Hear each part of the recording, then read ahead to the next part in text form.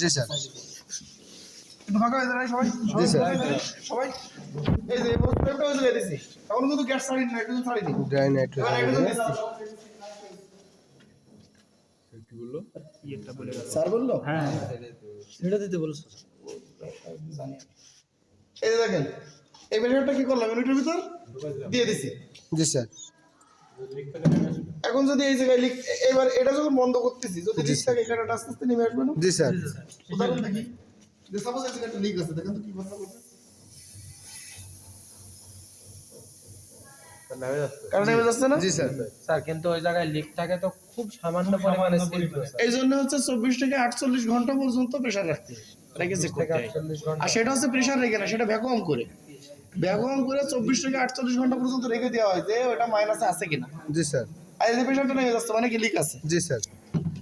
জীবনে 2-3 দিন ধরে যদি এরকম একটা ফ্রিজ তুমি ঠিক করার পরে কমপক্ষে 72 ঘন্টা অবজার্ভ করবা, জি স্যার। তারপরে তুমি কাস্টমারের ডেলিভারি দেবা। জি স্যার। এটা যদি তুমি না দিতে পারো তাহলে হচ্ছে কি ওর যখন ত্রুটি আসে সেটা প্রাথমিক অবস্থায় আসে। জি স্যার। তুমি দিয়ে দিলে সাপোজ থার্মোস্ট্যাট চেক করলে না জি স্যার। যে অটো সুইচ কাজ করতেছে কিনা, জি স্যার। এবার কাস্টমারের বাড়ি যায় আর অটো সুইচ কাজ করলে 24 ঘন্টা চলে। জি। তাহলে কি তোমার রাখতে হবে না এটা? তুমি খাবার রাখবা, খাবার তো না পানি রাখবা, রেখে দেখবা ঠিক মতো জমতেছে কিনা সবকিছু। জি স্যার। আচ্ছা, তো এইবার হচ্ছে কি একটা নেটে বা কোনো কিছুতে আমি বাবল নিলাম বা সাবান বানিয়ে নিলাম, নিয়ে এই জায়গায় ধরবো, জি স্যার। যদি লিক থাকে ভুলে যাবে, এই জায়গায় ধরবো, আচ্ছা নিয়ে আসি ভালো হবে। নাই স্যার লিক নাই আমরা হালকা একটু লিক করে নেব স্যার। এই লিক করা লাগবে না, আমি লিক করে নিলাম।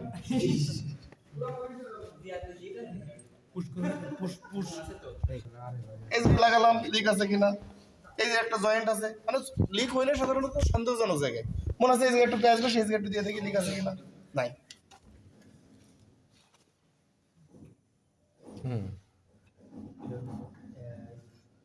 পুলিশ ওই যে লিক বুঝা আছে স্যার, ওই গেজামের আছে। আজকে লিক আছে না? জি জি স্যার। জি জি। এই যে জায়গায় লিক থাকবে সাবান মানা লাগাইলে বাবা তুলে উঠবে। জি স্যার। এটা তো কৃত্রিম লিক তৈরি করা হবে স্যার।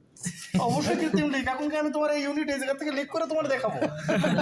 রাখি দেখাবে না, ওর ওই মন আছে। মনে করেন আমি এইটুকু লিক পাইলাম না, সেই ক্ষেত্রে হচ্ছে আমার এই লাইনটা খুলে ফেলতে হবে, এই লাইনটা খুলে ফেলতে হবে, এই লাইনটা খুলে ফেলতে হবে। ফেলে ধরো কন্ডেন্সারের দুইটা প্রান্ত আছে, ইভাপোরেটরের দুইটা প্রান্ত আছে। জি স্যার। প্রেসার গ্যাস দিয়ে একটা দিয়ে প্রেসার দিবা, জি স্যার। প্রেসার দিয়ে রেখে দিবা যে ইভাপোরেটর লিক কিনা, জি স্যার। নেমে যাচ্ছে কিনা। জি। তারপর কন্ডেন্সার আলাদাভাবে টেস্ট করবা। জি। এবার যেটাই লিক থাকবে তুমি সেইটা চেঞ্জ করবা। স্যার এবার তাহলে 72 গুণ কি একটার জন্য আরে না, লিক থাকলে ইভাপোরেটর বা কন্ডেন্সার বলে তুই 2-3 মিনিটের ভিতরে বুঝতে পারবি। স্যার ভিডিওটা দিয়ে দেন, হ্যাঁ কুচি করে মেরে দিয়ে দেন। আচ্ছা, এখন আমরা যেটা শিখলাম ইউটিউবে এটা দিলাম, কিন্তু ইউটিউবে তো লাভাই টেকনিশিয়ানদের নিয়ে। কাজের কিছুটা পরিপন্থী।